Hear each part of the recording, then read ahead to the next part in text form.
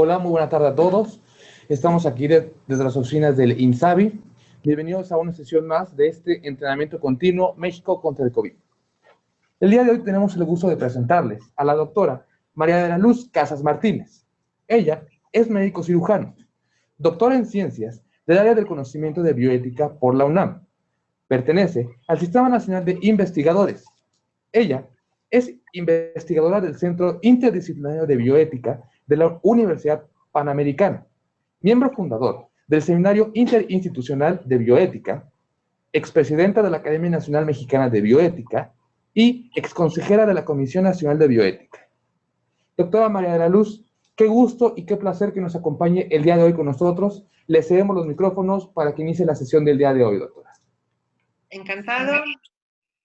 Bienvenidos todos los que estamos aquí reunidos para este diálogo y me permiten, compartiré la pantalla. Muy bien. Bueno, pues vamos a hablar sobre retos y oportunidades bioéticas de las vacunas SARS-CoV-2. Seguramente muchos de ustedes están familiarizados con el tema porque es un tema imposible de eludir en estos momentos. Pero quisiéramos nosotros hacer una reflexión un poquito más profunda, sobre todo sobre los aspectos éticos que conllevan este proceso de vacunación. Todos ustedes conocen que el coronavirus pertenece a esta familia de Coronaviridae y es un virus cuyo genoma es ARN con 30.000 nucleótidos.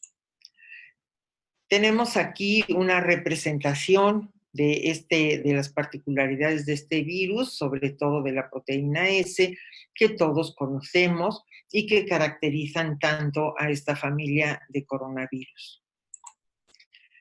Y pues el problema que nosotros tenemos actualmente es que se trata de una gran pandemia en donde ustedes pueden ver en esta diapositiva, que es de antes de ayer, en colores diferentes de azul, conforme más profundo el azul, como es en el caso, por ejemplo, de nuestro país, pues corresponde a una densidad más grande de este virus. A nivel mundial, está reportado en el 29 de marzo que se habían desarrollado 126 millones de casos confirmados, donde ha habido 2.778.619 muertes a nivel mundial y que se habían administrado 462.824.374 dosis de vacunas, lo que parece una cantidad exorbitante, pero como vamos a poder ver posteriormente, pues esto todavía tiene un poco de historia por delante. Porque ¿cuál es la situación que tenemos nosotros en América Latina? En color amarillo fuerte, que es la que está tomando pico en esta gráfica, pues tenemos a América, que actualmente está teniendo los primeros lugares de una situación negativa sobre COVID en el mundo, seguida por Europa en este color amarillito limón y posteriormente sudeste de Asia, Mediterráneo y Pacífico. Así que, pues si nosotros estamos viendo aquí estos colores, obviamente la situación de las Américas se ha convertido ahorita en un punto crítico a nivel mundial. Y en esta representación del 29 de marzo, si la referimos a nuestro país, México, aunque diga aquí Estados Unidos, lo que está aquí coloreado es México, nos están tratando de pronosticar cuánto tiempo falta para conseguir la llamada inmunidad grupal o inmunidad de rebaño. Al final de cuentas, lo que se pretende con la vacuna, pues es que se logre esto, una inmunidad global que nos permita tener una baja incidencia en enfermedad moderada y grave, y posiblemente también en el número de contagios. Si nosotros vemos aquí México al nivel de vacunación que se está proponiendo en este momento, pues esta inmunidad se conseguiría en 952 días, lo que equivale a 2.6 años. Así que, como ven, pues el reto es importante. Se ha vacunado solamente el 0.14% de la población y, pues, diariamente, y el 2.72% de la población. Así que, pues, nos queda todavía un tiempo importante para lograr esta inmunidad si no se aplican las vacunas con más celeridad. Y esto pues va a tener sus problemas, como vamos a ver posteriormente. Todos entonces estamos conscientes de que la pandemia que se ha llevado a 2,5 millones de personas, pues tiene puntos importantes, y refiriéndonos específicamente todo a nuestro país, pues vemos que la parte central, o sea, la capital y el Estado de México, es donde más concentración de estas defunciones hemos tenido. Es un problema, por lo tanto, que tiene que tener un enfoque mundial, porque aunque haya pequeños casos en Australia y en las islas, de todas maneras existen estos casos, y por lo tanto, mientras existan casos en una parte del mundo, sea tan aparentemente lejana como Alaska o la Indonesia, algún momento, dado las vías de comunicación, va a hacer que este virus avance, como lo hizo, hacia Europa, posteriormente hacia Estados Unidos y posteriormente hacia todo el mundo. Así que el enfoque de poder contener la pandemia es un enfoque mundial. Por supuesto que todos tenemos una esperanza, que es el logro de un tratamiento eficaz, el logro de una vacuna, de la inmunidad colectiva, y que esta enfermedad pase a ser una enfermedad más infectocontagiosa, como tenemos muchas, pero con una respuesta adecuada desde el punto de vista epidemiológico que nos permita hacer frente de una forma más efectiva. Se trata, como ustedes saben, de un RNA virus que no es sencillo de lograr una vacuna, porque tienen una tasa de mutación bastante alta, porque carecen de DNA polimerasa. Este ha sido uno de los retos para tener anteriormente vacunas RNA. Y el progreso de este tipo de vacunas, que pues lo hemos visto en Astra y en Moderna, pues es precisamente haber avanzado en estas tecnologías que nos permitan posteriormente tener un control más importante de otros tipos de patologías que también estén ligadas a un RNA. Conocemos también la fisiopatología, aunque no completamente, de este virus para producir las vacunas RNA. Y como ustedes saben, pues cada una de las vacunas que se han desarrollado, pues incide en un plano inmunológico diferente. Aunque no es el punto de esta plática, pues en general vamos a ver algunos aspectos. Uno de los más importantes es la tasa de mutación, porque si nosotros vemos en estas representaciones que aparecen como unos plumeritos, pero son estadísticas a color, estamos viendo aquí la tasa de mutación en la parte de abajo, por ejemplo, del sarampión, en donde al año se producen 0.0006 mutaciones. Y en el caso del dengue, 0.006 mutaciones al año. En la influenza, 0.0032. Y luego vemos el nuevo coronavirus, en el cual no se habían considerado todavía las mutaciones y en donde su tasa pues es bastante más alta. México ha estado haciendo grandes esfuerzos por la compra de vacunas, por los intercambios y por los convenios, como todos ustedes saben.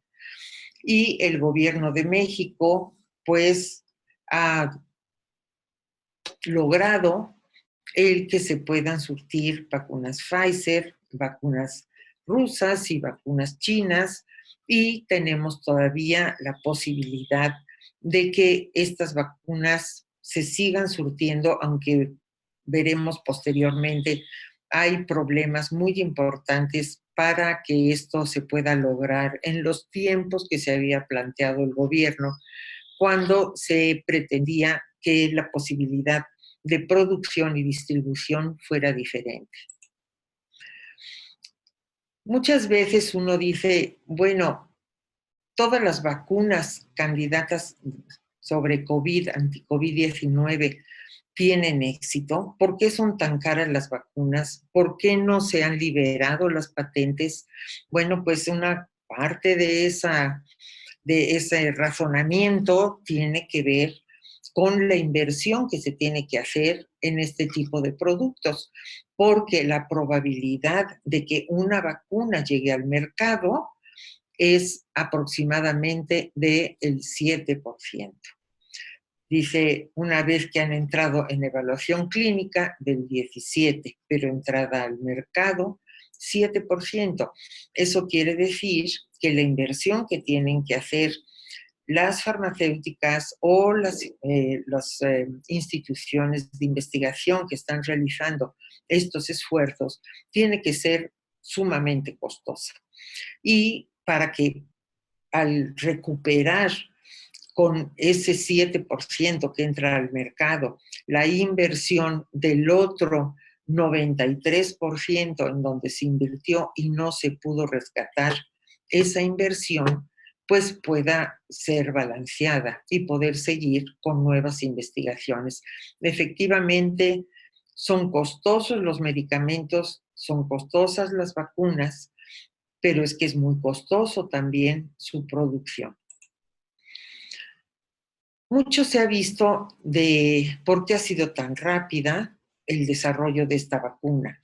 Sí, más o menos el proceso se lleva 10 años y en el caso de COVID, en solamente 18 meses se produjo la primera vacuna.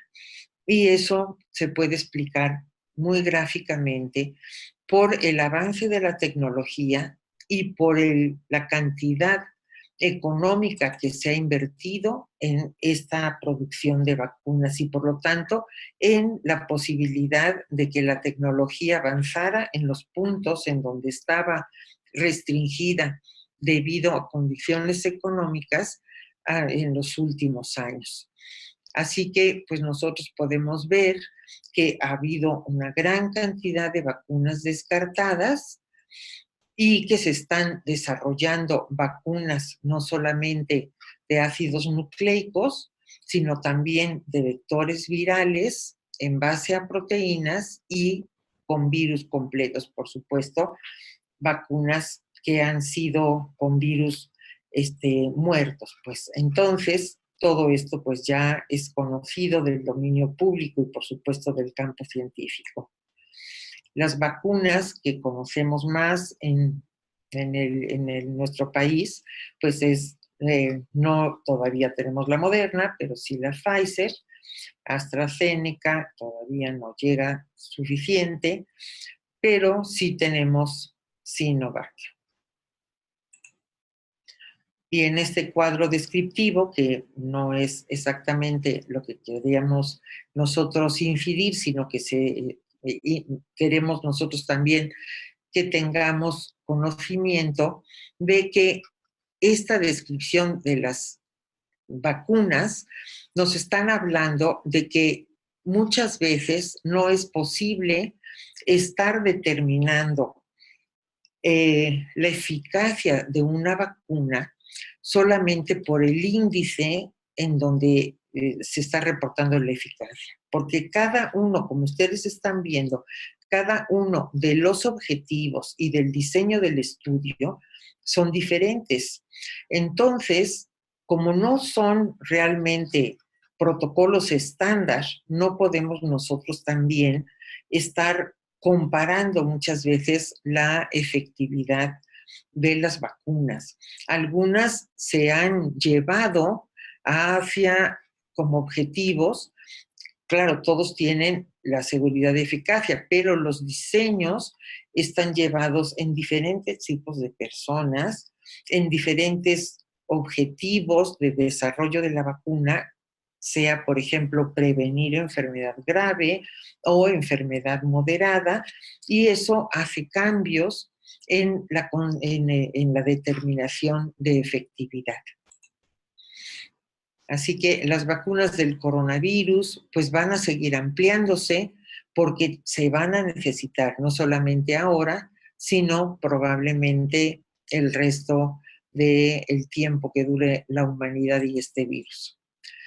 Como decíamos anteriormente, se han acortado las fases de la vacuna porque se han hecho estudios no solamente más rápido, sino que se han aceptado por base a la contingencia el uso de vacunas por emergencia y por lo tanto se han acortado los tiempos.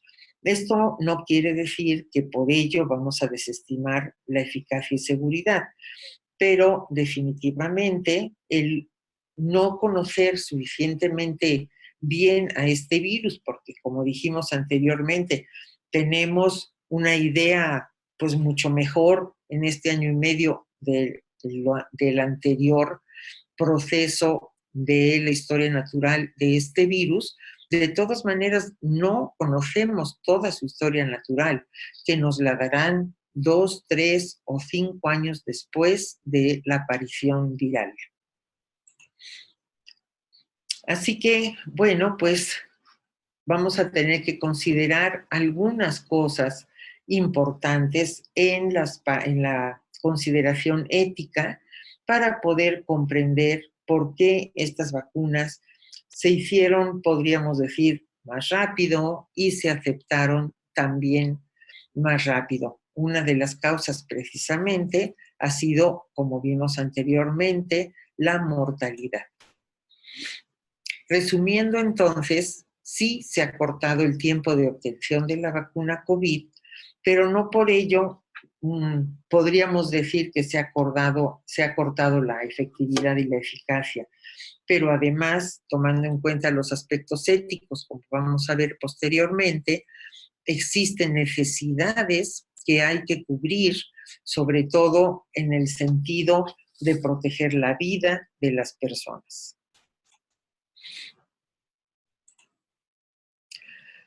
Así que vamos a considerar actualmente las vacunas de fase 3, en donde se está probando la seguridad y eficacia, la cual debe cumplir en todas las fases de experimentación en humanos los lineamientos científicos y éticos, sobre todo la parte ética que vamos a ver al final de esta presentación. Además, vamos a hablar algo sobre las vacunas y sus placebos y los grupos de riesgo, y vamos también a tomar en cuenta que la FDA consideró por fines de emergencia que la eficacia de las vacunas iba a ser aceptada si tenían al menos 50% de eficacia. Y otro de los problemas, no solamente científicos, sino éticos, va a ser el lograr una adecuada farmacovigilancia, para lo cual todos tenemos que colaborar, no solamente nosotros como médicos, sino concientizar a los pacientes de que den aviso de cualquier evento adverso o efecto adverso o alguna otra condición que se haya presentado post vacuna para que se pueda realizar un trazado epidemiológico y de comportamiento viral mucho mejor. Bueno, pues como acabamos de platicar hace un momento, es un gran alivio el saber que ya existen el desarrollo de algunas vacunas, no todas ellas con la eficacia que nosotros quisiéramos, pero de todas maneras proporcionan una protección importante, sobre todo en el caso de prevenir infecciones moderadas y severas. Entonces, ¿qué es lo que tenemos nosotros que estar buscando posteriormente al desarrollo de las vacunas? Y que éticamente, entonces, están haciendo la consideración de que aunque existan vacunas, es bueno promover otras vacunas, porque no sabemos a mediano y largo plazo cuál podrá ser la mejor.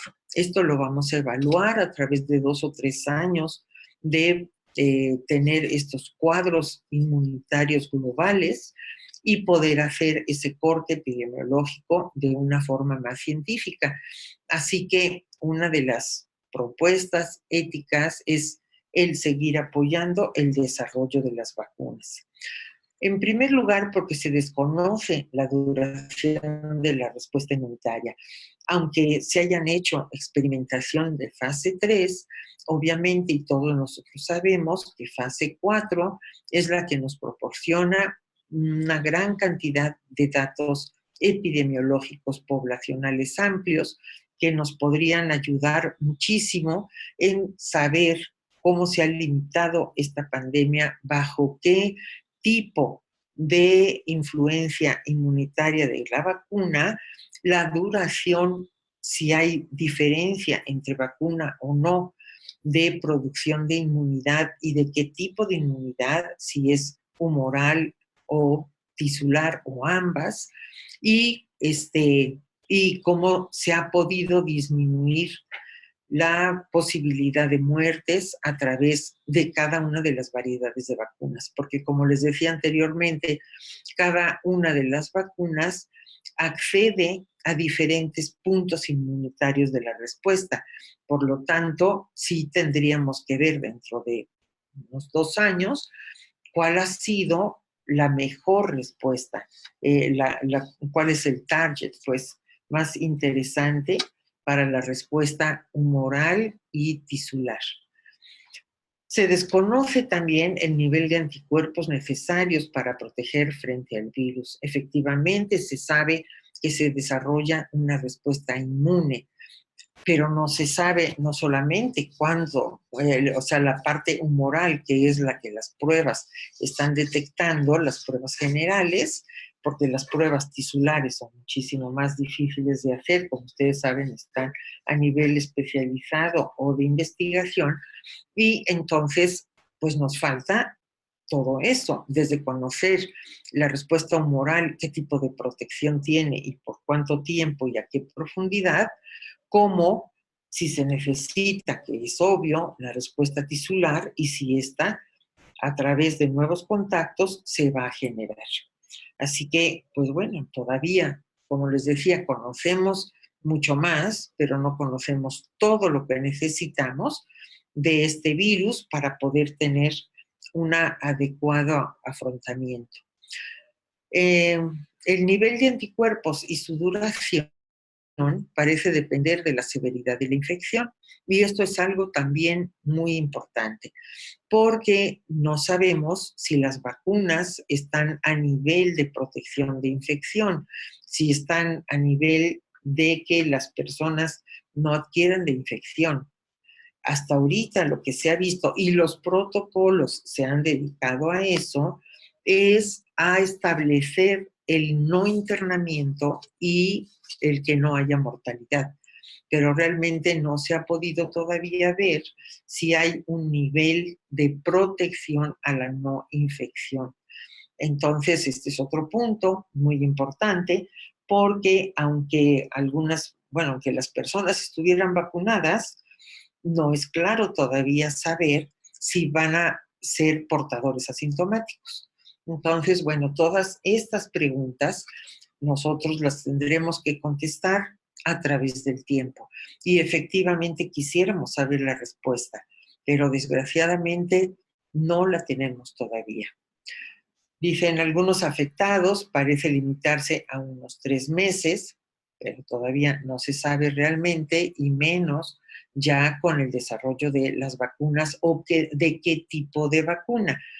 Y el problema de la reinfección, que ha existido, aunque no es la generalidad, pero esta reinfección no solamente la estamos considerando ahorita para los casos generales de COVID, sino, como todos ustedes saben, por las variantes que están ahora ya a nivel mundial y que obviamente llegarán a nuestro país, porque nosotros somos parte del mundo. Y como dijimos anteriormente, hay que tener muy claro, no solamente tenemos obligación con nuestro país, sino con el mundo.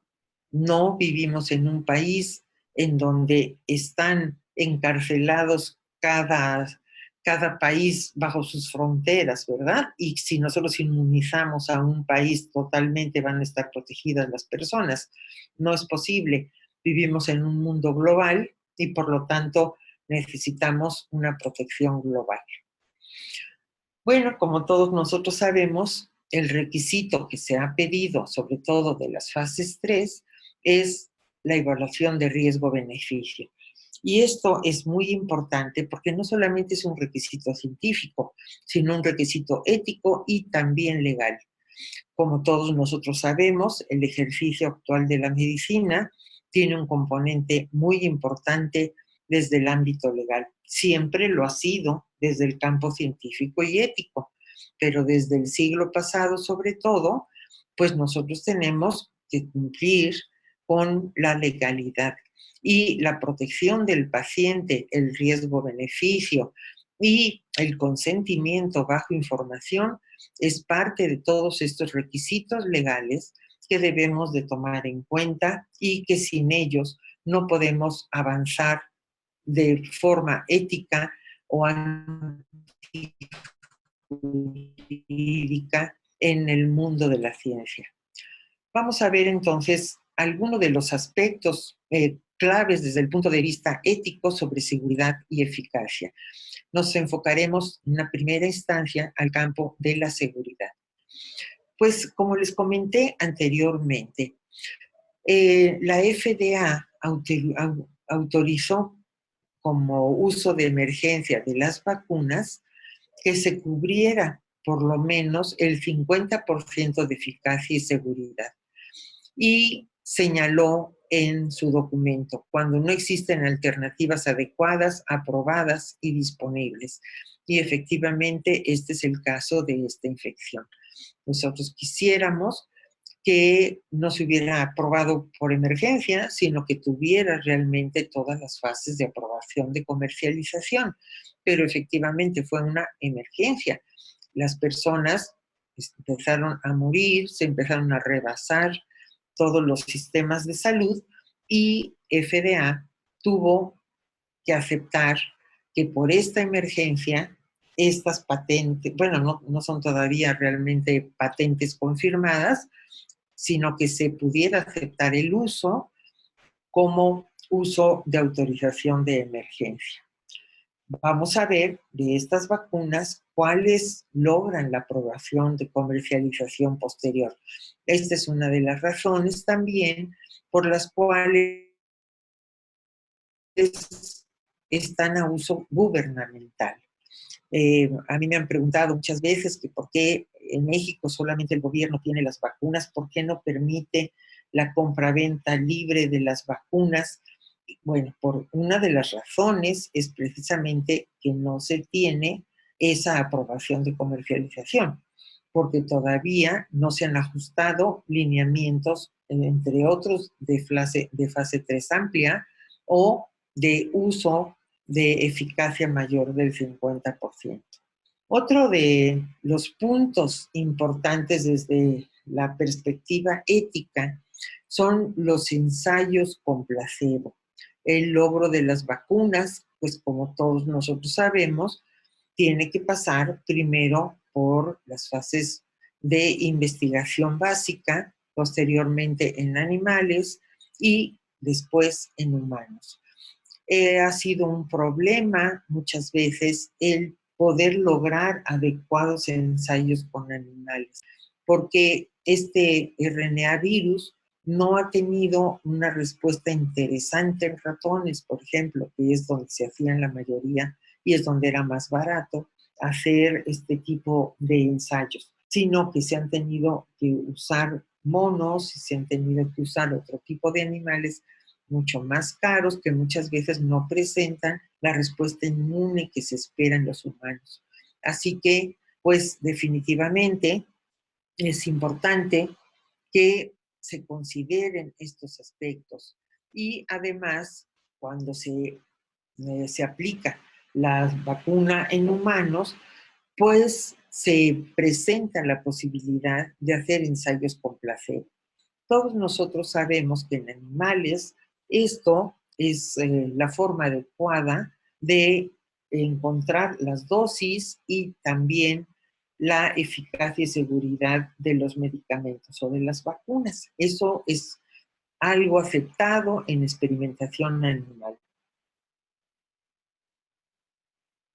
Pero en experimentación en humanos, esto se ha discutido muchísimo, porque todos tienen derecho a la salud, todos tienen derecho a tener el mejor tratamiento. Entonces, si a unos no les damos el medicamento o la vacuna y a otros sí, pues ¿qué va a pasar con los que no tienen ese hacerlo? Pues cuando nosotros estamos probando medicamentos, el uso común de la palabra placebo no se aplica a no dar nada o dar alguna sustancia inerte, sino a lo que se refiere es a dar el tratamiento mejor en ese momento contra el tratamiento en investigación. Vamos a dejar las vacunas a un lado, ¿verdad? Y vamos a decir, vamos a suponer, si nosotros estamos probando un medicamento oncológico para cáncer de mama, ¿verdad? Y vamos a suponer que para ese estadio y para esas características celulares o marcadores celulares, nosotros tenemos ya un esquema de tratamiento considerado como estándar en ese momento y nosotros queremos probar un nuevo medicamento oncológico para esa misma categoría de cáncer de mama, entonces en un brazo de ese experimento nosotros vamos a dar el tratamiento estándar que está formado obviamente por todo el conglomerado de medicamentos que se dan oncológicos para ese tipo de cáncer y en el otro lado el medicamento que estamos a prueba. Entonces, cuando se hacen ensayos con placebo en terapéuticos, no es que se les deje a los pacientes sin ningún tratamiento, se les da un tratamiento contra el medicamento a prueba y pues eso es lo que se llama placebo actualmente, no se les deja sin tratamiento.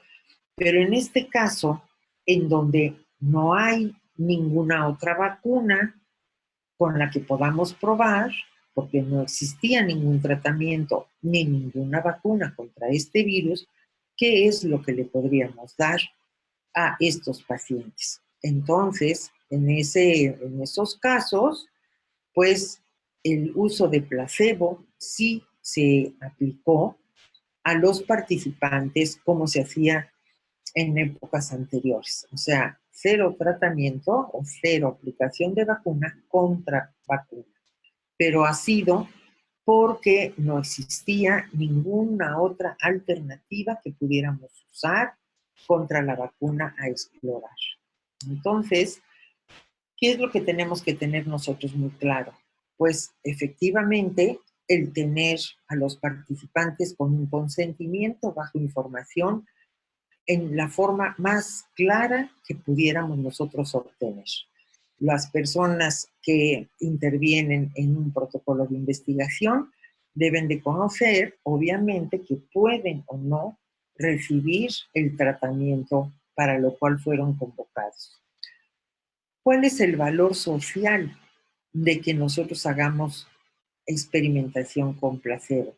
¿Cuáles son los riesgos para los participantes de continuar en el ensayo? Y si son los riesgos para los participantes suficientemente bajos y están justificados por el valor social de continuar el ensayo. Esto es algo que tenemos nosotros que pensar, y en estos casos, pues se ha visto que los juicios van a favor de la vacuna. Porque ¿cuál es el valor social de continuar con estos ensayos con placebo?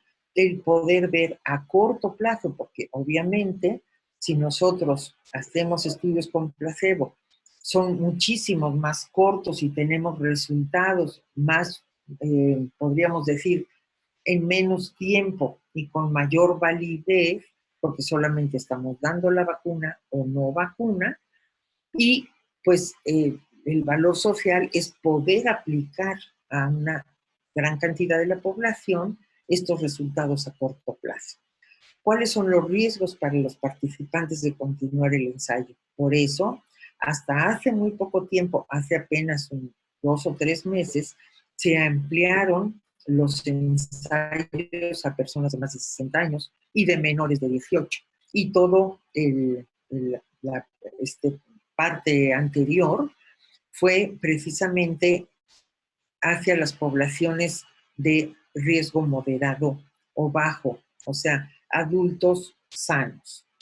Entonces, claro, esto tiene también su sesgo, ¿verdad? Porque nosotros queremos proteger a las poblaciones de alto riesgo, que son los adultos mayores con comorbilidades. Aunque en nuestro país ya hemos visto que desgraciadamente es más ancha la posibilidad de tener COVID moderado y grave en poblaciones más jóvenes.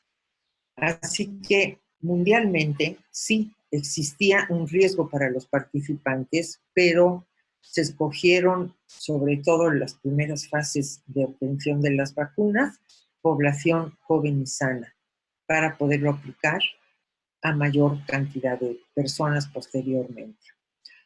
Bueno, uno de los problemas que tienen, como les decía, las evaluaciones de seguridad y eficacia, sobre todo de eficacia entre las vacunas, es que los protocolos no son homogéneos. Y cuando se hacen los estudios de placebo contra vacuna, pues mucho va a variar, podríamos decir, las cifras que se encuentren de eficacia con la dependencia de la tasa de transmisión local. O sea, no es lo mismo, por ejemplo, probar una vacuna, por poner un ejemplo, en Hawái, en donde hubiera una tasa baja de COVID, a, por ejemplo, en Brasil, en donde nosotros vamos a aplicar, por ejemplo, la vacuna en San Paulo, Brasil, en donde la tasa de transmisión local es muy alta. Entonces, claro, van a variar las cifras entre esas dos vacunas, porque mucho depende de la tasa de transmisión local, de qué tanto es el riesgo que tiene la población de adquirir el COVID. Además de cómo se comporta esa población. Nosotros, si estamos midiendo qué tanto se hizo la reducción de infección en la población que recibió tal vacuna o no, no es lo mismo que se haga, por decir una cosa, en un país donde se siguen las medidas de protección muy bien, vamos a poner en los países asiáticos quizás, o en los países de Arabia Saudita, que tienen una reglamentación muy importante para que se lleven a cabo las medidas de protección, a otros países donde es casi imposible que lleven las medidas de protección, las personas no las quieren usar. Entonces, claro, la tasa de infección va a ser más alta aún con la vacuna y van a salir diferentes cifras. Y la cantidad de tiempo que permanezcan con el placebo. Por supuesto que esto lo vamos a ver posteriormente, pero como les digo, Una de las cosas que me han preguntado es cuál es la varianza que se da entre las diferentes vacunas en cuanto a eficacia, pero mucho de eso es que depende de cómo se planearon los protocolos. Entonces, como les decía, es difícil si todos los protocolos son diferentes, si tuviéramos un protocolo estándar, con poblaciones estándar, con tasas de transmisión estándar, con que las medidas preventivas se lleven estándar en la población, etcétera, sí podríamos hacer el comparativo. Pero actualmente todos los productores de vacunas han hecho sus pruebas en diferentes poblaciones y con diferentes objetivos, medidas preventivas y transmisiones locales. Entonces, es difícil, pues, sacar una comparación. O sea, ¿cuál es la mejor vacuna? Es difícil saberlo ahorita por la diversidad de los protocolos. Bueno, como les decía, éticamente sí es importante que se hagan los ensayos con placebo, porque las personas de alto riesgo podrían acceder en forma corta, como ha sucedido actualmente, al acceso a las vacunas. Entonces, bueno, pues se están haciendo ya ahora con personas de más de 60 años, como les decía, y personas de menos de 18 años, porque ya se tiene suficiente información con población mediana y además también se ha retroalimentado toda la parte estadística con la gran cantidad de vacunas mundiales que se están aplicando y con lo que han tenido de resultados, efectos adversos secundarios en la población de alto riesgo.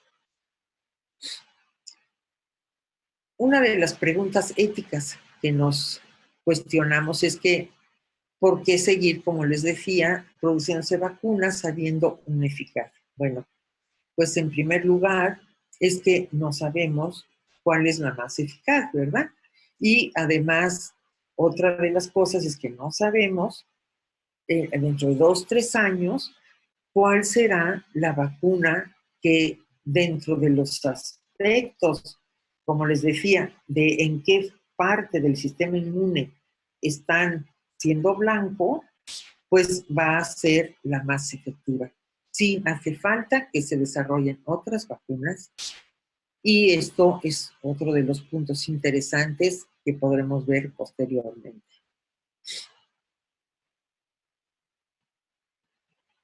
Lo que sí es que hay que insistir en el adecuado consentimiento. Un adecuado consentimiento no es solamente cuando es un sujeto de investigación, y es a lo que me estoy refiriendo ahorita, en que se le diga que va a entrar en un protocolo de vacuna contra placebo, sino que además ese consentimiento tiene que ampliarse al sentido de que se desconoce el tipo de protección, se desconoce la duración de la protección, se desconocen en muchos casos los efectos adversos o secundarios y se desconoce si esta persona después de la vacunación va a tener una protección como ella quisiera, de dejar las medidas de prevención, de hacer una vida como anteriormente se llevaba a cabo con grandes multitudes, y todo esto se tiene que explicar ampliamente, porque además, no solamente, como les decía, es un requisito científico, sino ético y también legal. Mucho se ha hablado sobre que las farmacéuticas no han aceptado las demandas de efectos adversos, porque como ustedes saben, efectos adversos y secundarios tienen una connotación diferente. Los efectos secundarios son los esperados, ya estudiados en las diferentes fases de la vacuna, y los efectos adversos son aquellos que no se habían presentado antes, que no eran esperados y que, como en los casos que se han visto de AstraZeneca sobre todo y de Moderna, pues han logrado llamar la atención de la publicidad sobre ellos, que aunque han sido pocos, de todas maneras han sido muy aparatosos, pero las farmacéuticas no han aceptado el pagar algún tipo de indemnización o hacerse cargo de este tipo de pacientes si tuvieran alguna lesión que pusiera en riesgo su vida o su integridad. ¿Por qué no lo han hecho? Pues esto ha sido algo muy debatido desde el punto de vista ético, en donde se ha declarado por las farmacéuticas esa no responsabilidad porque se trata de vacunas de emergencia. Pero como vamos a ver posteriormente, esto puede ser alegado desde el punto de vista jurídico. El adecuado consentimiento, como les estaba diciendo, es algo muy importante porque las personas que están dentro de ese ensayo deben de saber que si durante el tiempo, que muchas veces es de 3 meses, pero algunos llegan hasta 1 año de seguimiento, se demuestra que esa vacuna tiene una efectividad mayor del 50%, se tiene que abrir el ciego de los protocolos, ver cuáles pacientes estaban en vacuna y cuáles estaban sin vacuna, y si se ve que los que tenían vacuna tuvieron una cobertura mayor del 50%, se tiene que dar la vacuna a los que no estaban vacunados. O sea, esto desde el punto de vista ético y desde el punto de vista jurídico es una normatividad que se tiene que conocer por las personas que están dentro de ese protocolo de investigación. Otra de las cosas importantes que no han hecho en algunas farmacéuticas, pero sí en la mayoría de ellas, es de que van a dar prioridad de recibir la vacuna cuando ya se sepa que esa vacuna es efectiva a los que participaron en el ensayo. Como una forma, podríamos decir, de retribución, ¿verdad? En el sentido de que, como ustedes saben, no se paga absolutamente nada a los sujetos de investigación. Tienen que entrar a los protocolos por un aspecto altruista, pensando que gracias a ellos la mayoría de la población va a tener una protección. Y como una reciprocidad dentro del punto de vista ético, pues se les ofrece tener la vacuna si esta resulta eficaz. Otro de los puntos importantes, como habíamos comentado, es si las vacunas evitan el contagio. Y pues, aunque esto nunca se logra al 100%, definitivamente todavía no sabemos este tipo de comportamiento. Hay que esperar más estudios. Yo les traje este estudio de Israel, en donde se habían vacunado la mayoría de la población ya de Israel, había obtenido una inmunidad colectiva y obtuvieron una reducción del 90% en el riesgo de infección asintomática en comparación con los no vacunados. Lo que no se sabe es si pueden las personas de riesgo de infección asintomática, si tienen infección asintomática, o sea, si siguen siendo personas que puedan transmitir el virus, aunque ellos no presenten la enfermedad. Esto es muy importante y, como les digo, se tienen que seguir haciendo seguimiento y, por tanto, esas fases 4 de las investigaciones, que son los seguimientos sociales, los seguimientos poblacionales amplios, son tan importantes para poder definir posteriormente cuál va a ser la real protección de las vacunas. Desde hace ya bastante tiempo, casi 5 o 6 meses después de que apareció el primer brote de coronavirus, se publicaron las guías para la industria farmacéutica para desarrollar y para tener la licencia de las vacunas para prevenir el COVID-19. Esto ya está estandarizado, por lo pronto, podríamos decir, en la parte occidental de los continentes. Por eso ha estado así como mucho en debate la vacuna rusa y la china, porque muchas veces no cogen estos lineamientos. Ellos tienen sus propias consideraciones de resguardo de licencias y Lo que sí nosotros sabemos es de que Europa, América, sí estamos con este tipo de guías para la industria farmacéutica. Otro de los puntos importantes desde el punto de vista ético, pues son las reacciones alérgicas que se han presentado en algún tipo de vacunas, sobre todo las de producción genética.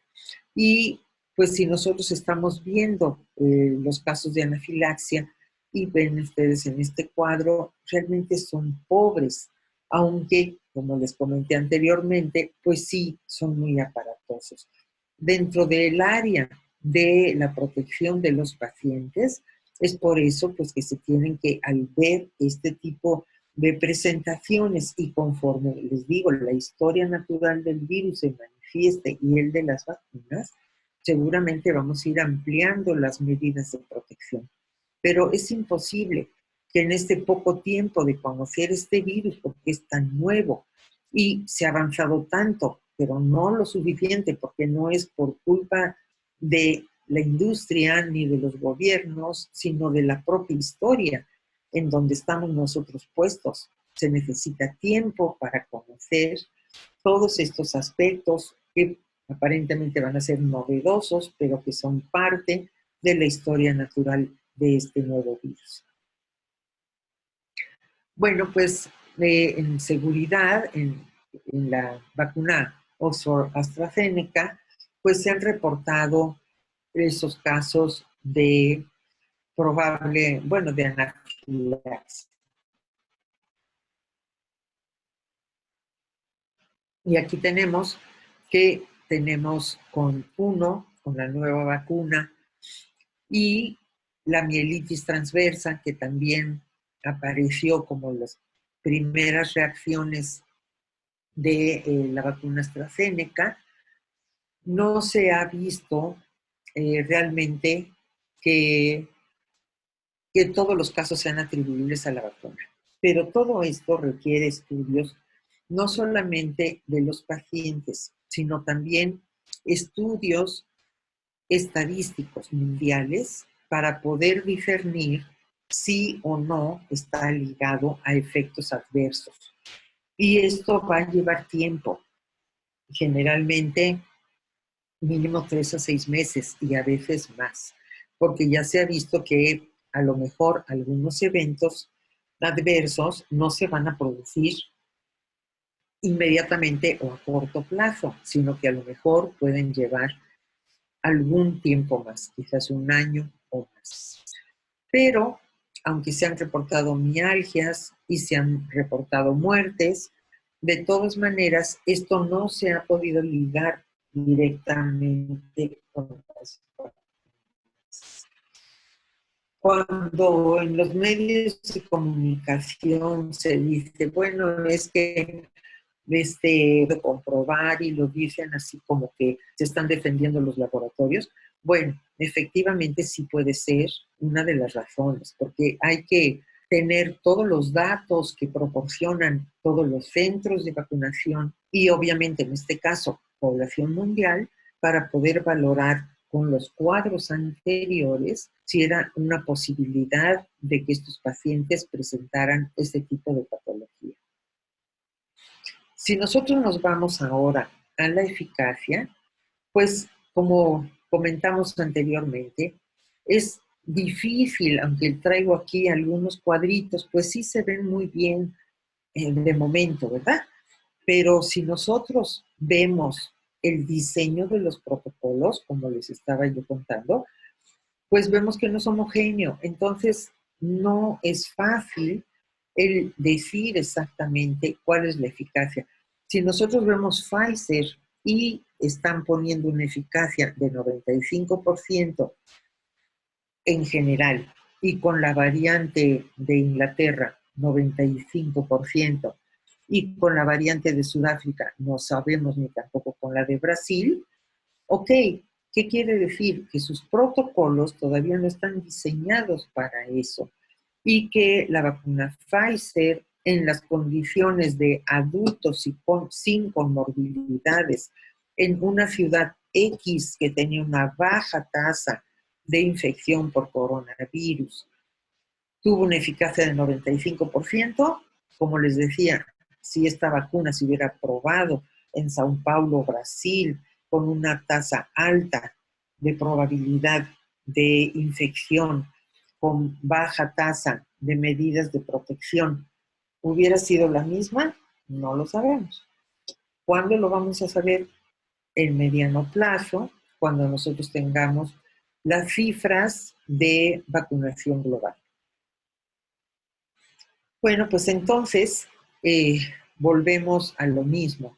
Hay que ampliar la cobertura de la vacuna para tener evidencia en personas ancianas, en personas que tengan COVID severa, que en las muertes por COVID, en infecciones subclínicas, en los contactos, sobre todo muy cercanos, en ver cuál es la eficacia de esta duración de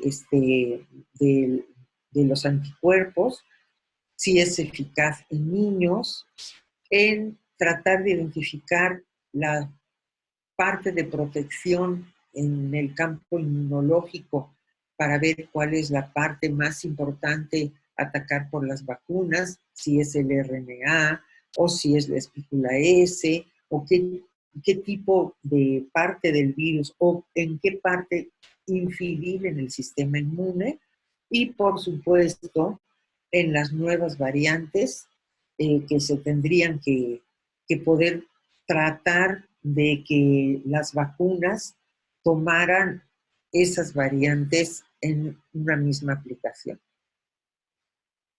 Bueno, pues esto, como les decía, en cuanto a eficacia, sí podemos decir que los laboratorios nos dan una eficacia interesante. 30% en infecciones asintomáticas, 70% en infecciones sintomáticas. Si ustedes ven, la eficacia no solamente se da en general, o sea, se están dando como cifras en general tomando como promedio de todos los grupos. Pero si nosotros dividimos por grupos y vemos que en infecciones asintomáticas solamente cubren 30%, y si son sintomáticas, 70%.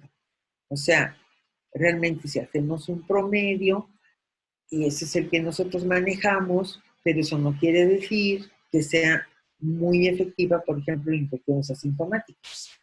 Ahora, ¿cuál va a ser el correlato de manejo y tratamiento? Pues que va a disminuir las infecciones sintomáticas y por lo tanto el internamiento y la posible muerte de estos pacientes. Pero por eso les decía, no se puede hablar de eficacia así tan general como lo hacen en medios de comunicación. Dice, la reducción de las infecciones se calcula entonces como un 55%, pero generalmente cuando hablamos de la vacuna AstraZeneca, decimos por lo menos que 95%, pero ¿por qué? Porque estamos tomando las cifras globales. Bueno, lo que sí podemos decir es que todas las vacunas sirven mucho más que no tener vacuna. Esto es obvio y por eso es tan importante insistir que la población se vacune.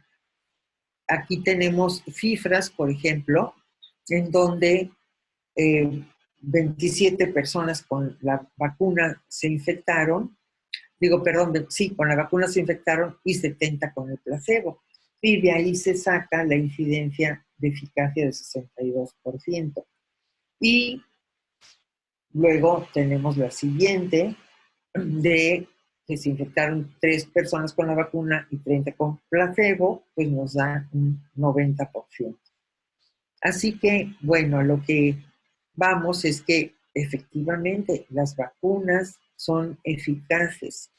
Si nosotros no tenemos la vacuna, pues es mucho más probable que la infección, estando en un lugar con contaminación, personas con contaminación o sin medidas de protección, etcétera, etcétera, pues sea mucho más alta que esto.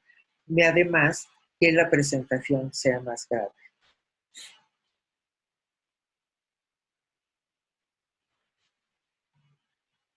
De Moderna tenemos esta estadística muy interesante en donde la prueba se hizo en mayores de personas de 65 años, en donde después de 14 días de la vacuna se infectaron 11 personas con la vacuna y 185 con placebo. Y ustedes ven aquí la gráfica, pues es en azul bajito, serían las personas con vacuna, en comparación con el gris, que son las personas con placebo. Entonces, obviamente, esta brecha es sumamente interesante y por eso se dice que tiene una eficacia de 94%. La protección de las vacunas, si las vemos en comparativo, aquí están varias gráficas de comparativo, se parecen bastante. Hay algunas que sí definitivamente no tienen muchísima correlación, pero definitivamente todas tienen un lapso de protección importante. Así que las vacunas, pues todas, por lo menos las que tenemos ahorita, si se tiene la oportunidad de tenerlas, pues es importante que se apliquen. Como les platicaba anteriormente, éticamente se debe de pedir la apertura de los ciegos durante la evaluación de eficacia del protocolo. Esto se hace desde todos los protocolos, desde los años 60. No es algo novedoso, pero sí es algo que se deba de recordar. Desde el VIH se empezaron a abrir los ciegos de los protocolos. ¿Por qué? Porque se vio que cuando se dio el medicamento, la ZT, los pacientes de VIH tenían una diferencia muy grande de mortalidad. O sea, había una gran mortalidad, podríamos decir, en ese protocolo. Se abrió el ciego y se vio que esa gran mortalidad se debía a las personas que no habían recibido. Entonces, como les decía, desde entonces hay una apertura de los ciegos y esto hay que pedirlo porque es parte de lo que le debemos a los sujetos de investigación.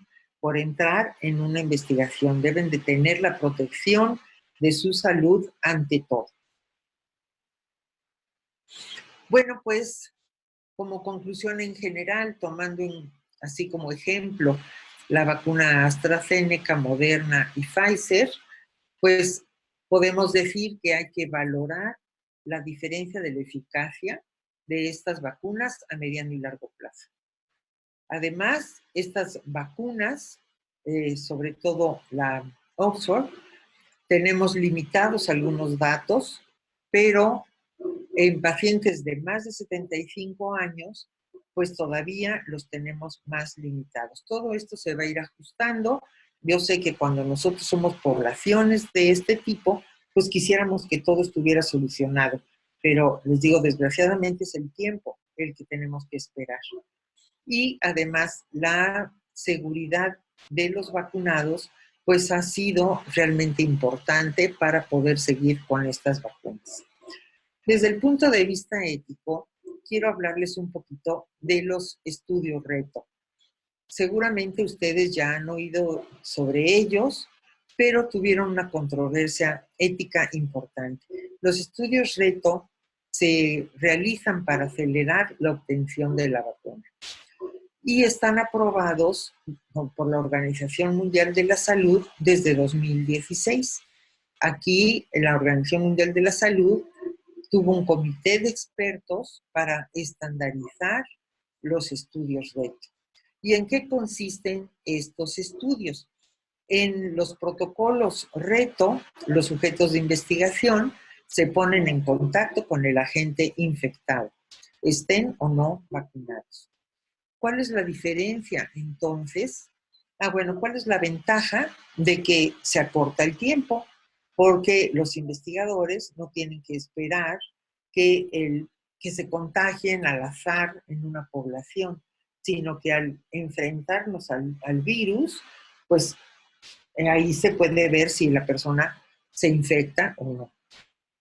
En las fases 1 tradicionales, nunca se ponen a los sujetos de investigación frente a los sujetos, a los agentes infectantes. O sea, si nosotros vamos a poner una vacuna estamos probando una vacuna de sarampión, no se les expone al sarampión a las personas con la vacuna para ver si sirvió o no. Esto es lo que se hace siempre, pero en los estudios reto sí. En los estudios reto, a los sujetos de investigación se les expone a la gente, en este caso, al SARS-CoV-2. Entonces, ¿por qué se hace esto? Porque se quiere probar rápidamente si al estar frente al agente infeccioso, las personas se infectan o no. Esto acorta el tiempo y además da más seguridad de los resultados, pero obviamente tiene sus retos. Además, otro de los puntos a favor de los estudios reto es que realizarlo en humanos es mejor que en animales, porque como les decía anteriormente, no todos los animales, sobre todo en este virus, han tenido, podríamos decir, las reacciones semejantes a los humanos. ¿Son éticas estas pruebas? La Declaración de Helsinki dice, la salud de mi paciente será mi primera consideración. Y también dice, si bien el propósito principal de la investigación médica es generar nuevos conocimientos, este objetivo nunca puede tener prioridad sobre los derechos e intereses de los sujetos de investigación individual. Bueno, se ha estado, como les digo, debatiendo éticamente si esto es ético o no, porque como dicen quienes están a favor de los ensayos reto, es que no son los pacientes, son sujetos de investigación. Yo creo que eso es una forma de manipular el lenguaje, ¿verdad? Porque definitivamente sí, lo que uno tiene obligación es a la persona, como persona, estarla protegiendo de eventos adversos. Y otra de las propuestas que hacen los grupos para hacer estos estudios reto dice, en medida que los participantes del ensayo no pueden tener vacunas, es mejor tener a lo mejor la posibilidad de tener un 50% de recibir la vacuna que no recibir nada. Y otras personas dicen, bueno, es que las personas son muy altruistas y se deberían de prestar a un estudio reto para ayudar a los demás. Estos argumentos a favor, pues pueden ser que que se puedan hacer en la fase 2 y en la fase 3, hacerlas más pequeñas en tiempo, y por lo tanto, pues sí conviene desde el punto de vista pragmático hacer este tipo de estudios. Porque como les decía anteriormente, es importante que ver si las personas pueden transmitir el virus y si bloquean la infección por completo. Así que todo esto, pues, es interesante y se han realizado estos estudios reto en Colombia, en el Reino Unido y, como se señala aquí, dice, y esto es de la Organización Panamericana de la Salud, como están viendo aquí abajo, dice que muchos jóvenes han participado en estos estudios, pero no se sabe si la vacuna disminuirá síntomas o evitará la infección. Y algo importante, dice, no sabemos a largo plazo el impacto cardíaco, que parece que es semejante a otros virus. Si se prueba daño a largo plazo, hay que dar seguimiento y tratamiento si fue por el protocolo. Ha pasado en influenza y malaria. También se ha visto daño neurológico. Se debe dar tratamiento y compensación de daños y estos efectos adversos graves pasan al menos en 5% de las personas vacunadas. Si se vacunara 7.700.000 millones de vacunados, habría en un año 50 millones de eventos adversos graves. Dice, todas las vacunas funcionan mejor en jóvenes por su sistema inmune. Y lo importante es lograr inmunidad de rebaño por vacunas. Entonces, estos retos, estos estudios reto, efectivamente tienen que tener un consentimiento bajo información muy claro, porque van a ser expuestos y no se sabe a largo plazo qué efecto puedan tener este tipo de manejos.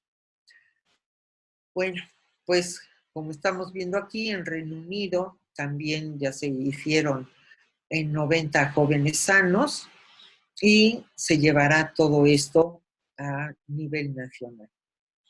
Dicen las personas a favor de estos ensayos, la probabilidad de que una persona entre 20 y 30 años muera por COVID es aproximadamente la misma de riesgo de morir en un accidente automovilístico y puede salvar cientos de miles de personas. Yo creo que, aunque son argumentos a favor de estos estudios, de todas maneras creo que no es suficiente. ¿Puede considerarse estos estudios como un mal menor?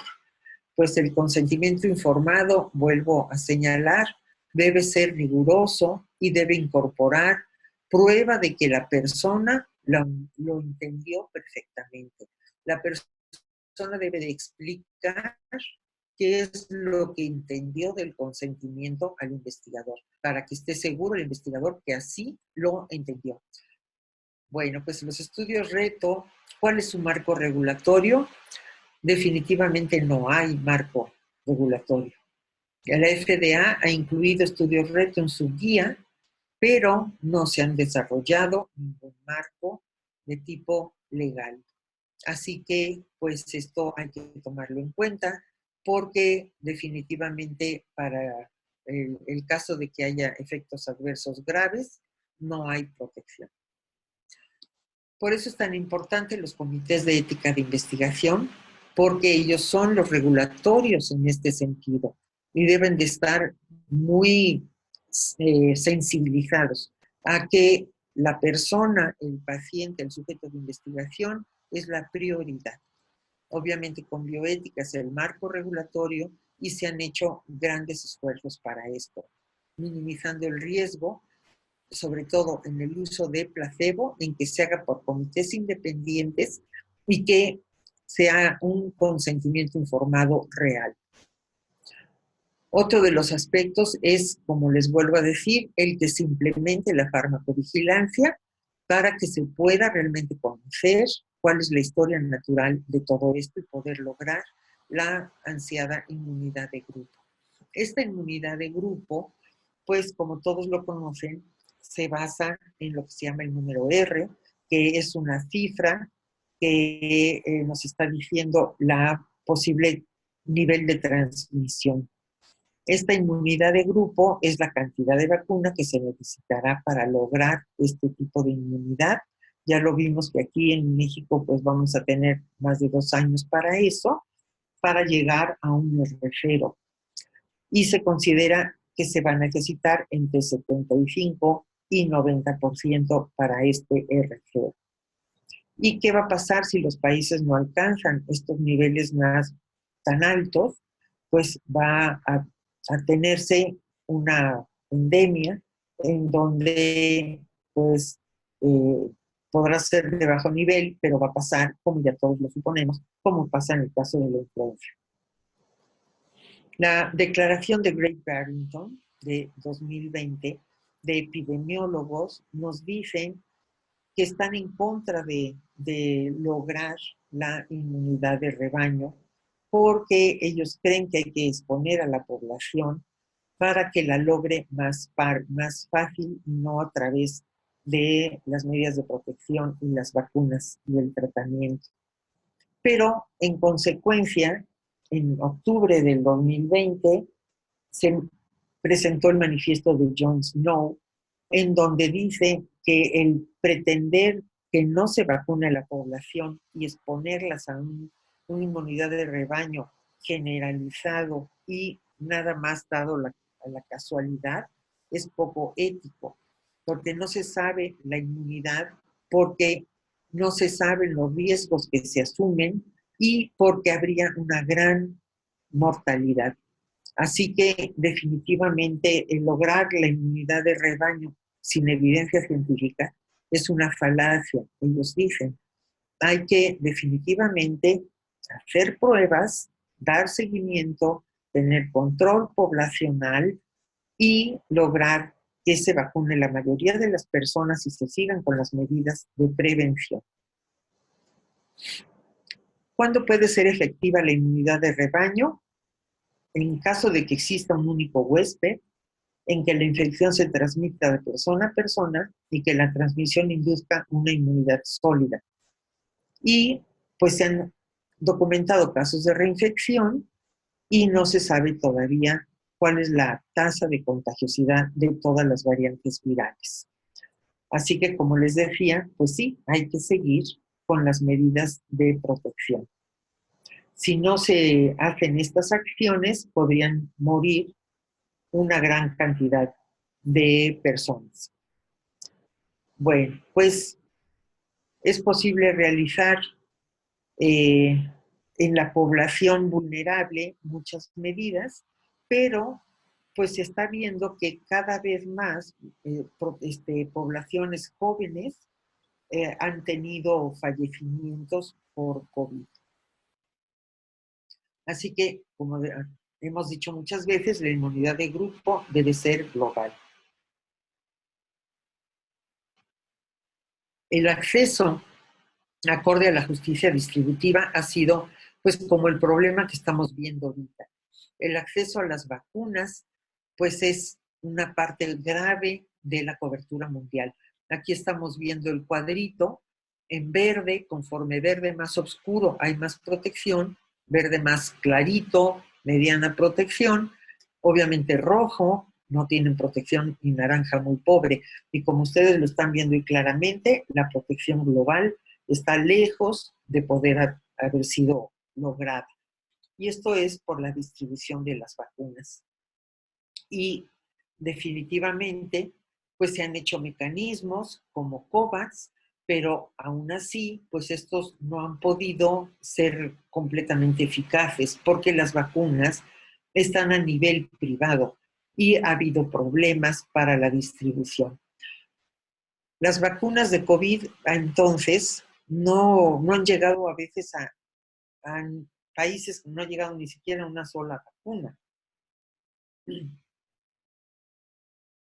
Los costos también son otro de los problemas. AstraZeneca propuso el costo de $4, pero Moderna de $35. Entonces, estos costos a millones de personas, pues claro que tienen un impacto importante en los presupuestos de salud.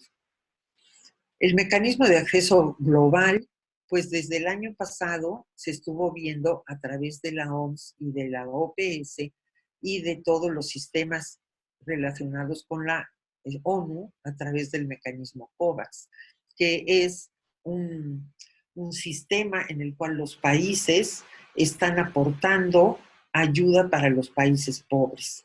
Se han recibido recursos de 98 naciones ricas para que los países, ellos mismos y los países pobres, se pudiera llegar a vacunar el 20% de la población mundial, lo cual no es suficiente, como estamos viendo, para una inmunidad global.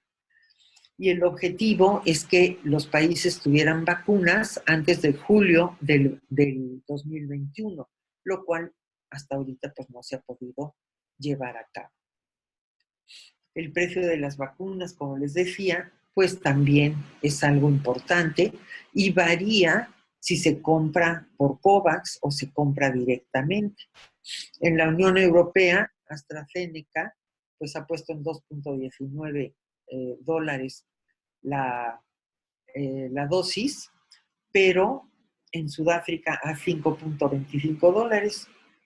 Y pues en Pfizer, la Unión Europea ha contratado a $14.70 Pfizer y COVAX las ha conseguido en $10. O sea, como ven, las balanzas de precios de las vacunas pues son muy importantes con quien haga uno la proyección. Este mecanismo COVAX viene de un proyecto que se llama Fair Priority Model, que ya está desde el siglo pasado y se han hecho gran cantidad de acuerdos en donde México también entró en una parte pequeña de COVAX. Este mecanismo, como les decía, de la Organización Mundial de la Salud, pues da prioridad a bajo precio de la compra para países de bajos recursos. Y estos países están en un fondo en donde pues no se había considerado a México anteriormente y pues esto hizo también un retraso en la obtención de las vacunas. ¿Cómo se asignan las vacunas? Primero se va a otorgar la cantidad para cubrir el 3% de la población del país y luego un 20%. Y cada país las va a distribuir según las necesidades de vulnerabilidad y amenaza al COVID. Este mecanismo, entonces, lo que pretende es que en la primera fase inmunizar al 3% de la población, que son los trabajadores de atención sanitaria y social, como se ha hecho aquí. En la segunda fase, el 20% de la población, que son adultos mayores y personas con comorbilidades, que es lo que también se ha tratado de hacer más o menos aquí. Y en esta segunda fase tendrá que ver el sistema de salud de cada país, qué es lo que en relación con la ocupación de las camas de hospital y las unidades de cuidado intensivo, cómo va a distribuir la vacuna. ¿Cuáles son las consideraciones operativas con la ética? ¿Cuáles son los problemas que vemos? En primer lugar, la capacidad de producción, conservación y distribución, que ya lo hemos visto en la práctica y que está en todos los medios de comunicación. El peligro inminente de que los países acaparen las vacunas y no las permitan pasar a países pobres y a menor costo, que es lo que está pasando actualmente con AstraZeneca, con Johnson y con algunas vacunas en donde tienen restricciones para salir de sus países. Nosotros aquí en la Fundación Slim tuvimos la donación de $2 millones para obtener las vacunas y se planea producir unas 23 millones de dosis al mes, pero no van a ser exactamente para México, sino que es para el mecanismo COVAX, o sea, para distribución. Esta distribución está en 25 países y pues todo ello pues repercute en el sentido de que México solicitó 20 millones de vacunas. Si nos regresamos a esta, se planea en el mes 23 millones de dosis. ¿Qué necesidades hay de dosis y de revacunación? Pues una gran cantidad de vacunas se requieren y muchos países, por ejemplo Canadá, tiene ya más de 10 veces de su población cubierta y no permite que salgan esas vacunas de Canadá. Esta capacidad de vacunación y de distribución se ha tenido que hacer porque se han unido fuerzas entre los primeros productores de vacunas y para que ellos ya con los mecanismos de distribución que tienen se pueda hacer una amplia cobertura. Las dosis administradas, como estamos viendo en esto, pues vemos que en Estados Unidos, a ver si se ve aquí, pues es la que lleva ahorita una prioridad interesante de protección de vacunas.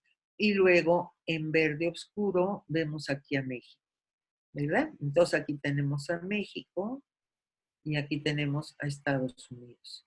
Chile, como ven, tiene una protección bastante interesante. Entonces, nuestra conclusión pues es que definitivamente México tiene que apurarse, ¿verdad?, en la aplicación de las vacunas.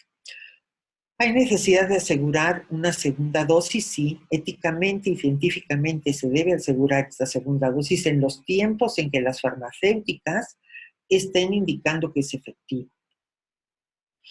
La ONU y la OMS desde noviembre de 2020 están señalando el problema de las licitaciones conjuntas y del obstáculo de la temperatura para algunos tipos de vacuna. Y obviamente están urgiendo a que haya estudios de seguimiento. Y dice Lipschitz, de la Universidad de Harvard, que dice es casi prohibitivamente caro este seguimiento, porque en una prueba de 30,000 personas tienes que probar a 30,000 personas a la semana durante un largo periodo y esto es muy caro. Por eso estamos instando a que se haga por todos los medios de comunicación, que las personas tienen que avisar si tuvieron efectos adversos o secundarios.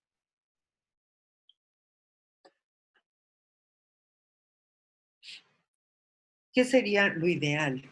Y ya hay una propuesta de una posible vacuna oral de una sola dosis, que a lo mejor está el año que entra, pero lo ideal es que fuera oral de una sola dosis, que fuera económica, que no requiriera una cadena de frío o que no requiriera al menos de bajas temperaturas. Pero también éticamente tenemos que luchar contra los mitos, donde hay una crisis de credibilidad contra las pandemias. Eso ha sido mundial y se dice que sí pueden alterar el ADN, por supuesto que esto es una falacia. Si contienen sustancias tóxicas, por supuesto que esa es otra falacia. Si son eficaces, como les decía, obviamente la eficacia siempre será mayor de ponerse una vacuna a no ponerse vacuna y obviamente las vacunas sí sirven, aunque no sabemos exactamente, podríamos decir con precisión los números, pero sí sabemos las conclusiones globales, que no se sabe cómo funcionan, pero ese es un punto que se sabe experimentalmente y que además tenemos que estar viendo para ver la eficacia entre la primera y segura dosis y la duración de los anticuerpos y de la inmunidad celular. Por supuesto que sí, pero necesitamos tiempo para eso. Si son seguras, eso sí se está probando, su seguridad se está viendo que son bastante seguras. Las personas están temerosas de por qué se produjeron tan rápido, pero eso ya lo explicamos al principio de esta plática. Y obviamente tenemos que luchar contra el movimiento antivacunas. Este movimiento está creciendo. Aquí están viendo en tonos de azul y de verde, en donde conforme más azul hay un movimiento antivacunas. Y estos movimientos ya se han visto que han reproducido en el caso del sarampión esta patología que ya estaba casi erradicada y son una amenaza de salud global en donde pues se tiene que lograr la confianza, se tiene que ir contra la desinformación y el estar demostrando paso a paso, y ahí los medios de comunicación son tan importantes, la eficacia de la vacuna. Aquí estamos viendo la aceptación de la vacuna y pues es baja porque en Francia, por ejemplo, 58% la aceptan, pero eso quiere decir que 42% no la aceptan. Entonces es muy alta la posibilidad de crisis antivacunas. Aquí preguntan en España si estaría dispuesto a vacunarse inmediatamente cuando se tenga la vacuna y 43% dicen que no y 40% que sí. Eso es obviamente muy preocupante. Y en Estados Unidos también el movimiento antivacuna está siendo cada vez más importante. Es ético que se haga la vacuna obligatoria, que haya medidas coercitivas para que las personas se pongan la vacuna, que exista un pasaporte de vacuna. Pues el Hastings Center, que es un centro de bioética muy importante, nos dice que por ahorita los pasaportes de vacuna no deberían de ser obligatorios porque no se tiene la cobertura mundial de las vacunas y no porque las personas no quieran, sino porque no los han podido obtener las vacunas sus países, como hemos visto por el problema de la distribución, y entonces se daría una desigualdad, sobre todo en países pobres.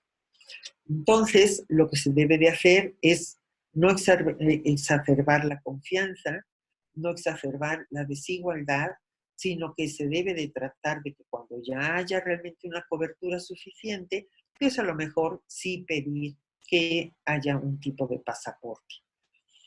Otro de los puntos es que en México tenemos la capacidad de desarrollo de vacuna nacional. Y con el problema de la distribución y del acaparamiento de las vacunas, una de las formas sería impulsar en nuestro país y en los países que tengan esa posible facultad el desarrollo de una vacuna nacional. En México lo tenemos y seguramente creemos que esto puede ser posible. Yo conozco que había investigaciones ya interesantes en 2 centros, uno de ellos la UNAM, en donde esperemos que haya apoyo para el desarrollo de una vacuna nacional. Esta obligatoriedad debe de ser así tajante.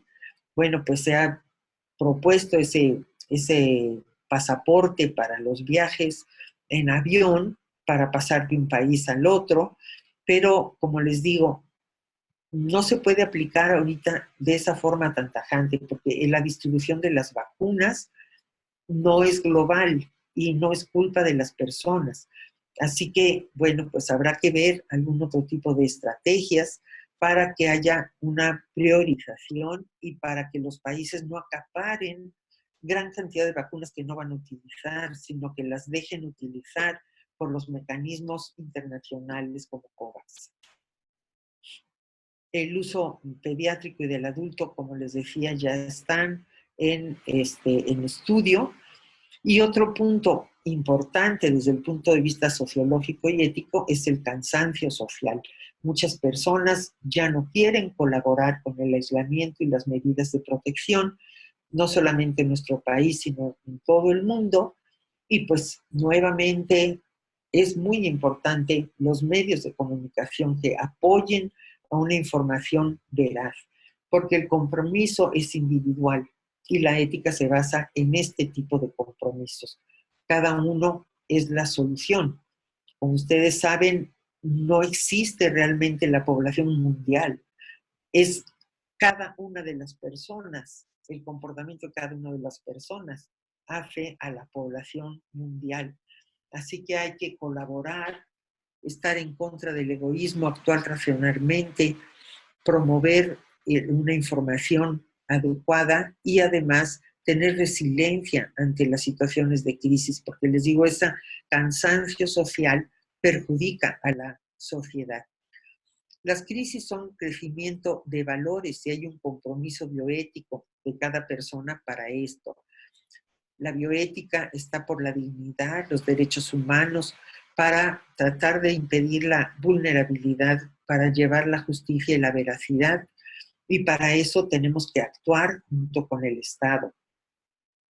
Existen, como la Declaración de Helsinki, lineamientos sobre la vacunación, en donde claramente nos dice, y son, podríamos decir, no legales, pero son casi de tanto peso como algo legal, de que deben de considerar las normas y estándares éticas para los procesos de investigación en cada uno de los países. Y los médicos deben de estar seguros de los riesgos y beneficios en los sujetos de investigación. Igual en el artículo 23 de Helsinki, que el protocolo debe de ser llevado a un comité transparente en su funcionamiento y que no se debe permitir que se disminuyan o se eliminen ninguna de las protecciones. En este caso, por ejemplo, en el que las farmacéuticas no paguen los daños resultantes de efectos adversos o graves en los participantes de investigación. Igual, esto es muy importante que los comités institucionales, los comités de cada hospital estén pendientes de esto para exigir a las farmacéuticas que cumplan con estos lineamientos que son obligatorios. En esta norma oficial mexicana, en el 7.2, nos está diciendo en investigación que los comités de investigación y bioseguridad son quienes deben dar cumplimiento a todas estas acciones de protección a los sujetos de investigación. No solamente se puede llevar a este nivel, sino a la Declaración Universal de Derechos Humanos y Bioética, en donde hay una urgencia para que los derechos humanos siempre se protejan. El Hastings Center tiene también una perspectiva social que se puede hacer referencia a las determinantes morales de Berwick, y en casi todos los aspectos de informes internacionales nos están hablando de que debemos proteger a los sujetos de investigación. La vacuna es una parte de la realidad a mediano y a largo plazo. A corto plazo es la solidaridad y la subsidiariedad de cada persona. Como les decía, no hay una población global, eso no existe, eso es una entelequia. Somos cada uno de nosotros los que hacemos el cambio en el mundo. El factor más importante para finalizar una pandemia es la participación de la sociedad, porque cada uno es responsable de lo que le corresponde. Los valores humanos son la base de las acciones humanas, así que definitivamente la subsidiariedad y la ayuda social, la empatía, es lo que nos va a permitir seguir con las medidas generales de protección. Hay que insistir e insistir aún con la vacuna, porque si recobramos la normalidad, no va a ser a corto plazo. Y tenemos cada uno de nosotros que decidir si somos parte de la solución o somos parte del problema. Muchas gracias, y creo que es una gran posibilidad la vacuna, pero que tiene sus retos. Muchas gracias a todos. Muchas gracias, doctora Casas. Les recordamos a los participantes que esta es una sesión a micrófono abierto, por lo que si ustedes quieren hacerle alguna pregunta a la doctora, lo pueden hacer por medio del chat o levantando su mano desde su plataforma y nosotros les activaremos su micrófono. Aquí ya tenemos una mano alzada del doctor Andrés Esperanza. Buenas tardes, doctor. Saludos hasta Guanajuato. Ya tiene activo su micrófono, doctor. Muchas gracias, buenas tardes. Como siempre, es un placer escucharles. Doctora, me sacó de algunas dudas, de algunos errores que tenía yo al respecto. Mas, sin embargo, sigo con algunas, soy escéptico en algunas ideas. Primero, bueno, felicitarle por la excelente ponencia, pero sí los primeros fake news que tenemos son de nuestras mismas autoridades. Desafortunadamente, desde tiempos inmemoriales, nuestras autoridades gubernamentales principalmente no nos dan la verdadera verdad, ¿sí? Es una verdad a medias, es una verdad política, desafortunadamente. Habemos muchos médicos a disgusto porque nos sentimos olvidados por nuestras mismas autoridades respecto a la vacuna.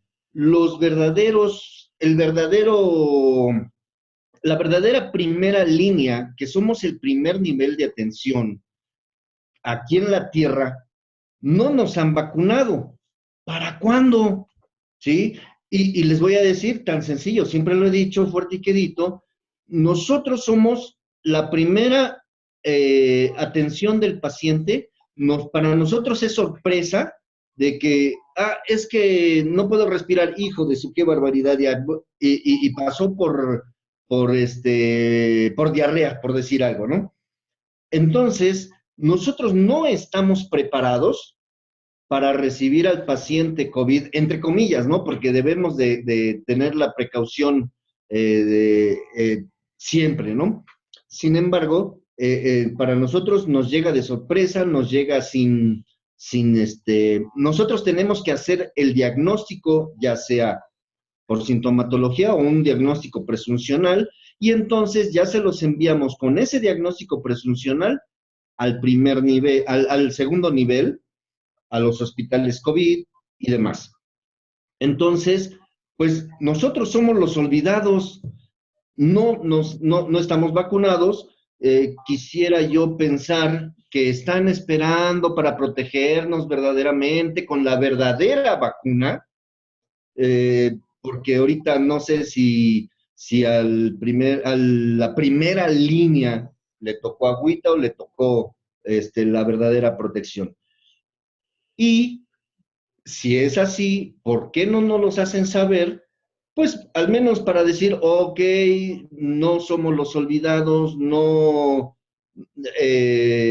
muchos médicos pensamos que para las autoridades somos un burro más, que se puede suplantar por cualquier otro nuevo o más nuevo.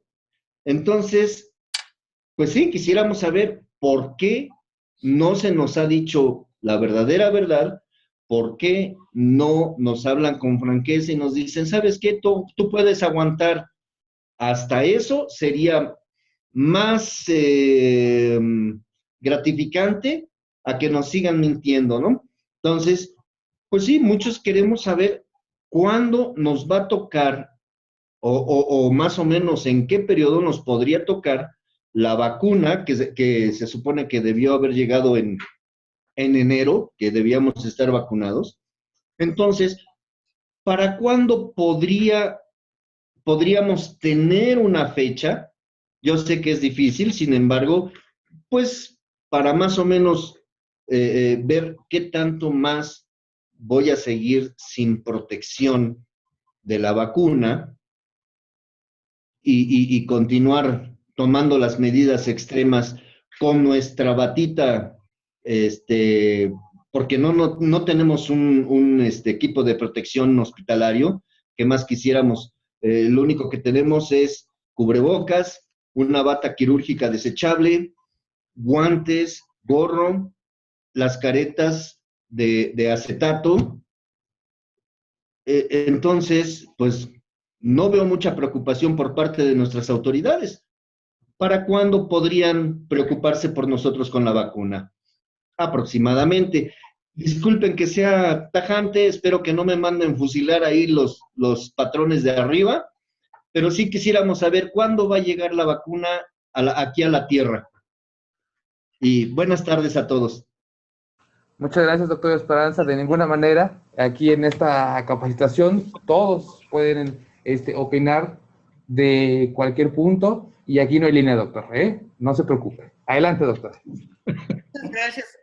¿Qué más quisiera yo poder responderle, con seguridad? Yo Sí. creo que todos estamos en ese razonamiento, ¿verdad? De que nosotros lo que quisiéramos, pues sería todo lo que necesitamos. Ahora, yo sí le voy a decir con franqueza que las posibilidades de cómo se distribuye la vacuna las decide cada gobierno. Ya lo vimos, sí. Por eso le dije, cuando hablamos de lo de COVAX. Ellos proponen que un 3% para el personal de salud, lo que les dije, pero al final dice que cada país tiene que, según sus circunstancias, distribuir la vacuna. Bueno, yo lo que creo es de que definitivamente sí, no solamente las personas que están en terapia intensiva y en urgencias son las personas que reciben pacientes con COVID, como usted muy bien lo ha dicho, la primera es la primera línea de cualquier hospital de nivel A. Entonces, ¿qué es lo que yo creo que se puede hacer? Y que creo que no nada más en este caso, y espero no pasarme de mi tema, siempre he visto esa deficiencia, de que no nos organizamos como médicos, de que no hacemos una fuerza en donde empujemos nosotros las políticas.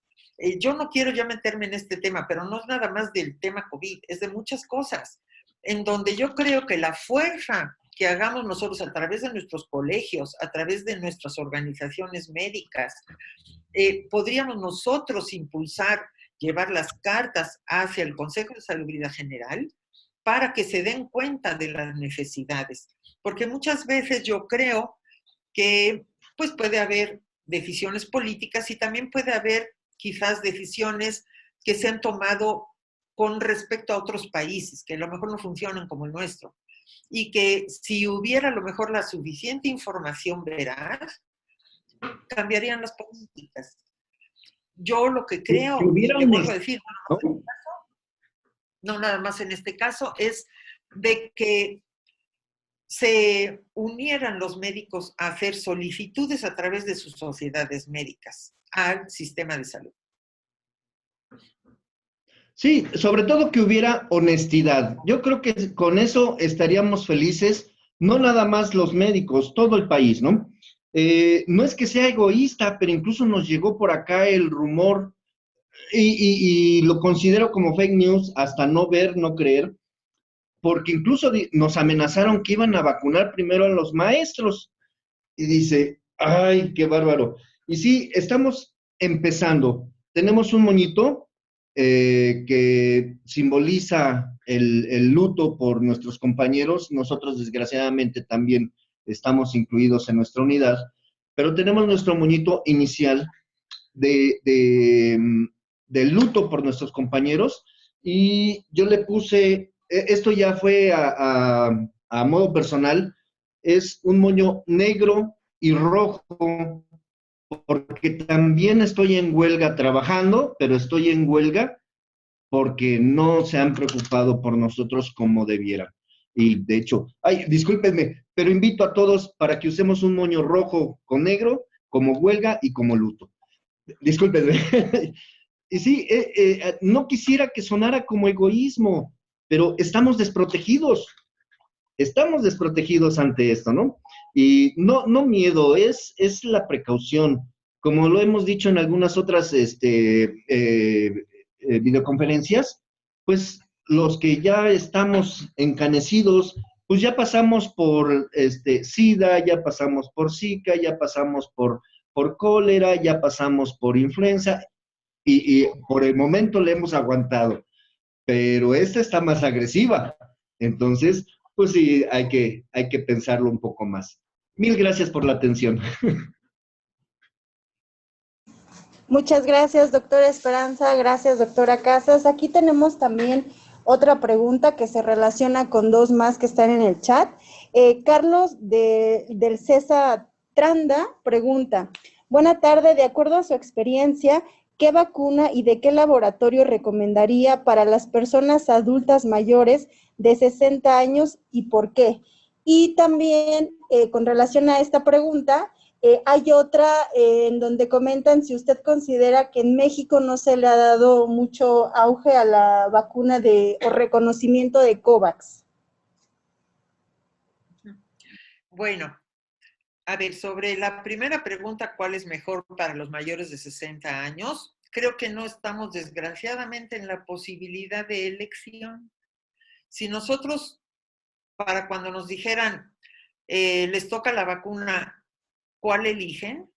Creo que a lo mejor sería interesante hacer ese tipo de recomendación, pero a mí me parece que ahorita sería contraproducente. Ahorita la vacuna que toque, esa es la que podemos obtener y es la que nos va a proporcionar una protección. Y como les decía, la protección puede ser relativamente pareja si nosotros vemos cuál ha sido la protección para evitar muertes y para evitar casos graves, que es lo más importante. Entonces, en el momento en que nosotros podamos decir cuál de estas vacunas elijo y nos la pongan, a lo mejor sería bueno este diálogo. En este momento yo creo que el mensaje es, pónganse la vacuna que en ese momento puedan tener al alcance. Yo creo que eso es lo más prudente en este momento. Y sobre las vacunas de información, sobre todo de Chile, sobre este tipo de vacunas. Pero también ha habido algunas de las vacunas. Entonces, no podemos ser tan radicales en el sentido de descalificar. Como vuelvo a decir, estamos en una situación por la parte histórica que nos tocó, de que en cierto momento que digan a tales poblaciones les toca tal vacuna y esa es la que hay, no creo que valga la pena estar pidiendo otro tipo de vacuna. ¿Llegará ese momento? Sí.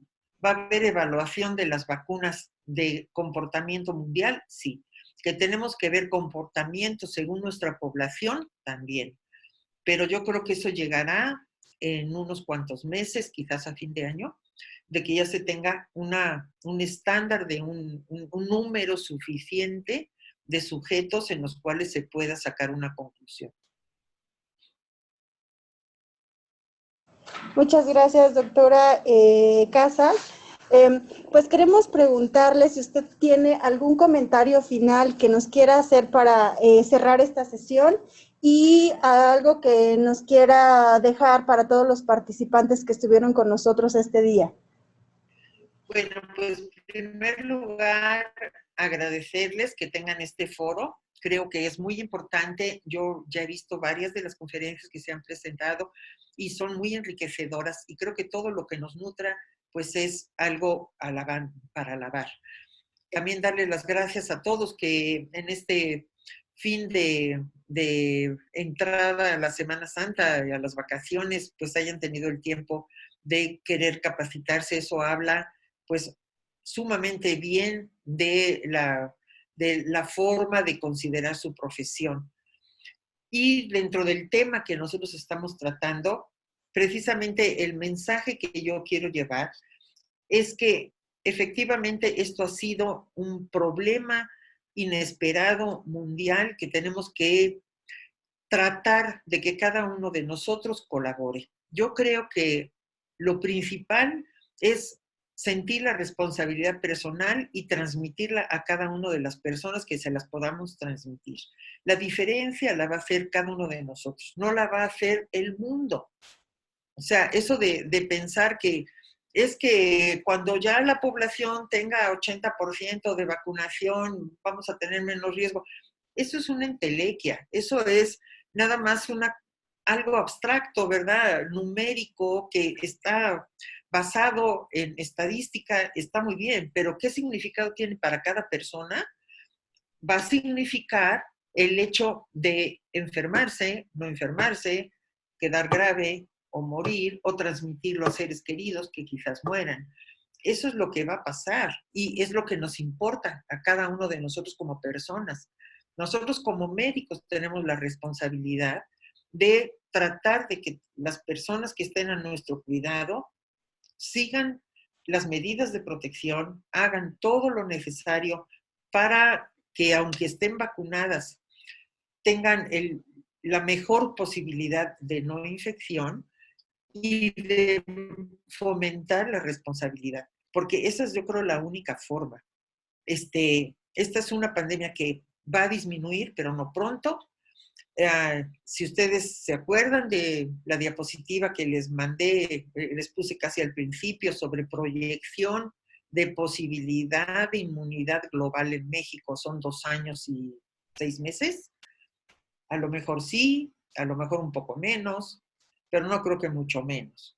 Así que, pues esto va para largo y necesitamos reactivar la economía, reactivar emotivamente a las personas, y yo sí creo, vuelvo a retomar el comentario del doctor Esperanza, de que la unión hace la fuerza y los médicos debemos de manifestarnos de una forma organizada ante el Estado para que ellos tomen en cuenta nuestras necesidades.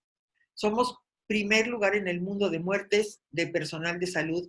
Eso es inconcebible, pero tenemos que organizarnos. Entonces, concientizarnos, ser responsables, tratar de organizarnos y tratar de apoyar a las personas que estén junto a nosotros y nuestros pacientes, a que cada uno debemos de ser responsables.